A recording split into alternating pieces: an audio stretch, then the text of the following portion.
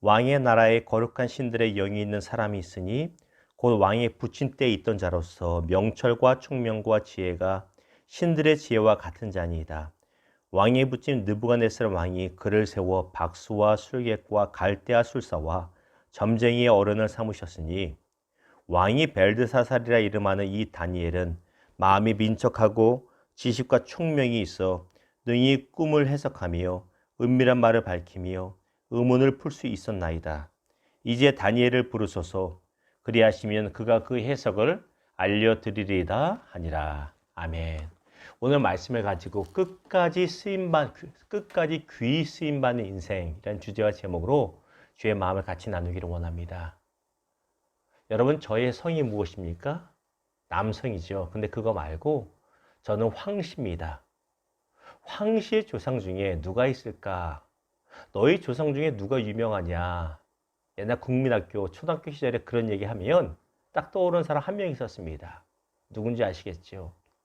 황희정승입니다. 엄밀히 말하면 본관이 다르지만 그래도 황씨하면 우리나라 유명한 조상 중에는 황희정승 한 명 있습니다.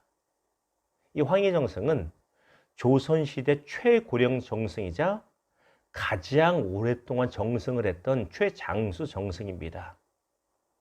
당시에는 환갑만 넘어도 오래 살았는데 이분은 80이 넘어서까지 장수했습니다. 90까지.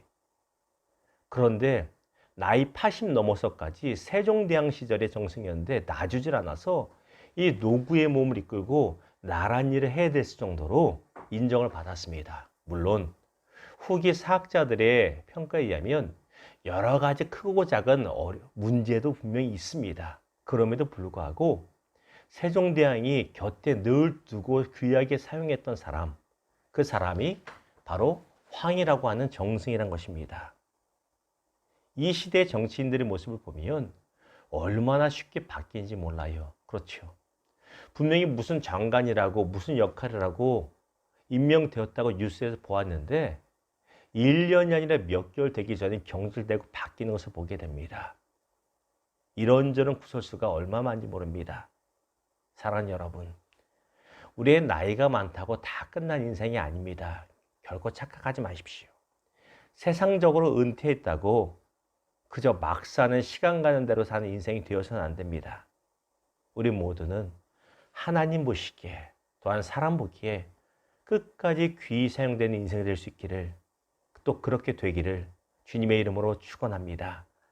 자, 오늘 말씀 보면 오늘 말씀의 배경은 느부갓네살 3세의 아들인 벨사살이라고 하는 왕의 시대에 발생했던 일입니다. 엄밀히 또한 말하면 대제국 바벨론이 이 사건을 마지막으로 역사의 뒤안길로 사라지고 페르시아 제국이 이제 들어서게 됩니다. 느부갓네살 3세라고 말씀드렸습니다. 성경에는 느부갓네살이라고 말하지만 사실 역사학으로 보면 느부갓네살이라고 하는 왕의 이름이 얼마나 위대한지 우리 식으로 말하면 세종 1세, 세종 2세, 외국은 그런 식으로 붙이잖아요. 위대하고 존경받는 조상의 이름을 따서 똑같이 1세, 2세를 붙이잖아요. 이 오늘 본문에 나오는 벨사살 왕의 아버지는 느부갓네살 3세고 그의 할아버지가 느부갓네살 2세라고 보통 성경 역사학자들이 말합니다. 우리는 그냥 통틀어서 느부갓네살을 말하지만 느부갓네살 2세나 3세나 많은 일을 하였고 특별히 하나님이 살아계신 것을 체험한 사람들이 할아버지와 또 아버지 느부갓네살이 되겠습니다. 어쨌든 그렇습니다. 그런데 아버지 느부갓네살 3세는 나라의 명운, 국운을 걸고 지금 전쟁터에서 페르시아의 고레스 왕과 한판 마지막 전투를 벌이고 있습니다. 그 전투에서 지면 바벨론은 망하는 것입니다.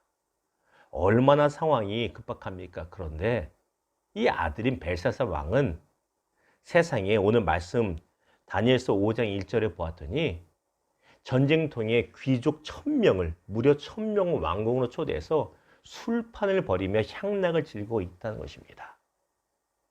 철이 없어도 이렇게 철이 없을 수가 없습니다. 아버지는 나라를 막기 위해서 나라의 생명을 걸고 국운을 걸고 싸우고 있는데 아들은 술판을 벌이고 있습니다. 여러분 이런 배경을 모르셨죠? 참 한심하고 기가 막힌 왕입니다. 게다가 할아버지 느부갓네살 2세와 아버지 느부갓네살 3세는 하나님이 살아계시고 높으신 것을 체험했잖아요.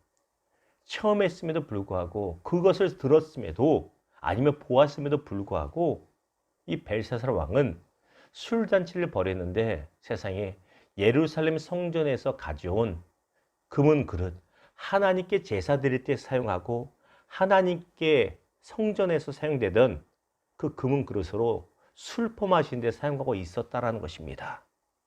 그 결과 하나님의 진노가 나타나 술을 한참 마시는데 오늘 다니엘서 5장 초반부를 쭉 보았더니 하나님의 손이 벽에 나타나서 글자를 막 씁니다. 무슨 글자고 무슨 의미인지는 내일 같이 나눠보도록 하겠습니다. 이 모습을 보고 벨사살 왕이 얼마나 두려운지 몰라요. 저와 여러분이어도 두려웠을 것입니다. 뭔가 잘못하고 있는데 갑자기 손 하나 나타나서 너 이런 잘못했지 하면서 쭉 써보십시오. 얼마나 놀라겠어요.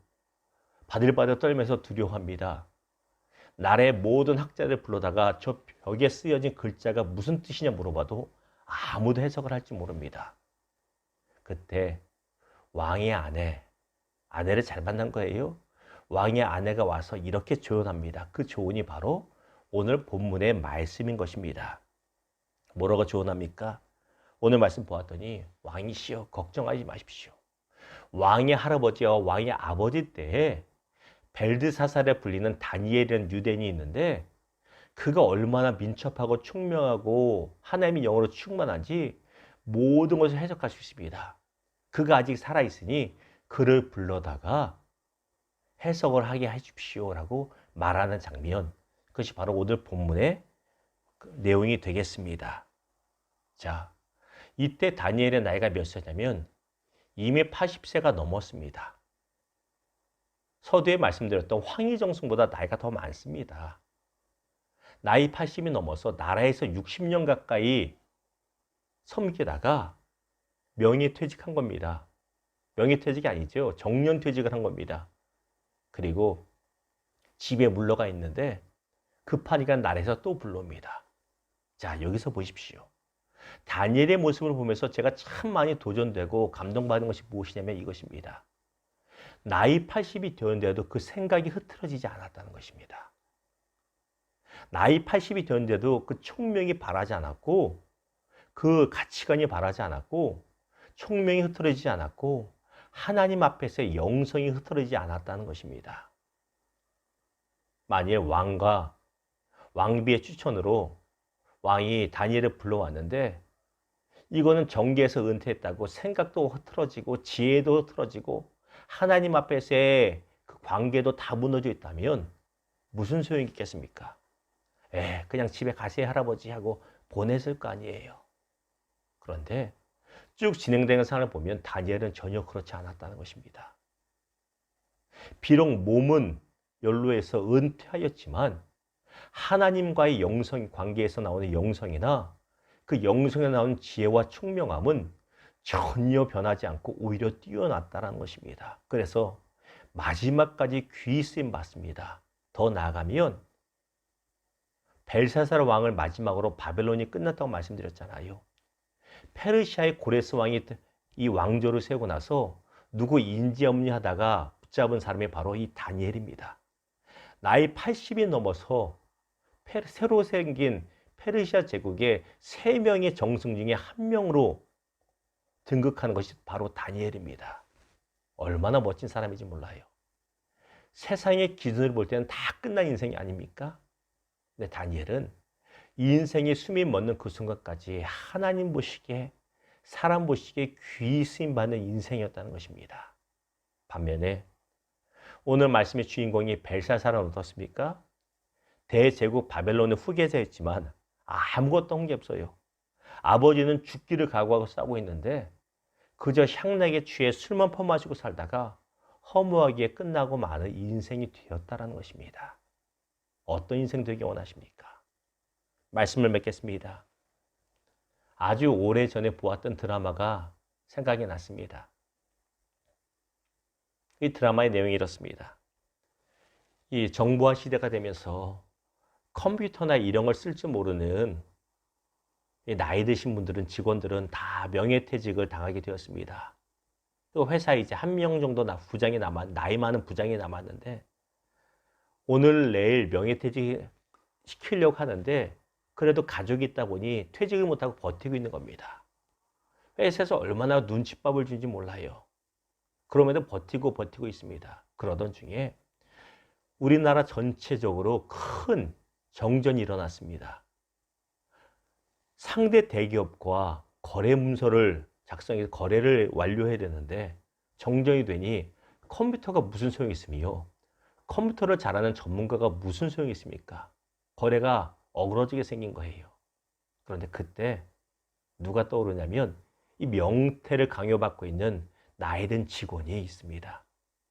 이 직원에게 어떤 솜씨가 있냐면, 옛날에는 컴퓨터가 없다 보니 거래 문서 쓰면 자로 기가 막히게 표를 그리고 이 붓글씨 기가 막히게 펜글씨 썼잖아요. 이분이 컴퓨터가 할 수 없는 그 일을 기가 막히게 거래 문서로 작성하는 거예요. 그 모습을 보면서 그동안 나이 많다고 무시하고 컴퓨터 못한다고 과시했던 그 젊은 직원들이 박수를 치며 존경의 모습을 보이는 것, 이 장면이 어제 말씀을 준비하면서 떠올랐습니다. 무엇입니까? 이미 끝난 것이 아니라 반드시 다시 귀 쓰일 때가 있다는 것입니다. 어떻게 하면? 내가 여전히 불꽃이 꺼지지 않고 있으면, 내가 여전히 준비가 되어 있으면, 내 인생 마지막 되기 전에 다시 사랑과 하나님 앞에 귀 쓰임 받는 역할 감당할 때가 반드시 있다는 것입니다. 제 나이도 이제 50이 다 되어 갑니다. 내년이면 이제 벌써 12월이잖아요. 진짜 50이 다 되어 갑니다. 아무리 100세 시대라지만 실제적으로 일할 수 있는 나이를 생각하면 72호 80, 이거 생각해 보면 50에서 70, 80 생각하면 20년, 30년이잖아요. 어떻게 보면 길지만 그거밖에 안 나올 수 있잖아요. 때때로는 미래를 생각하면 가슴이 막막하기도 하고 답답할 때도 있습니다. 왜 안 그렇겠어요?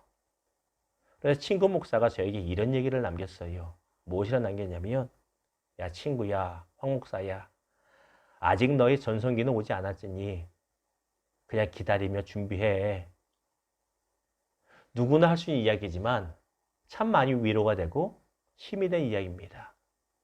여러분에게도 동일합니다. 세상적으로 여러분이 나이가 많아서 은퇴한 나이일 수 있습니다. 다 끝났다고 생각될 수 있습니다. 그러나 우리의 마음먹기에 달려 있습니다. 그래, 나의 전성기는 아직 오지 않았어. 그래, 나는 아직 끝나지 않았어.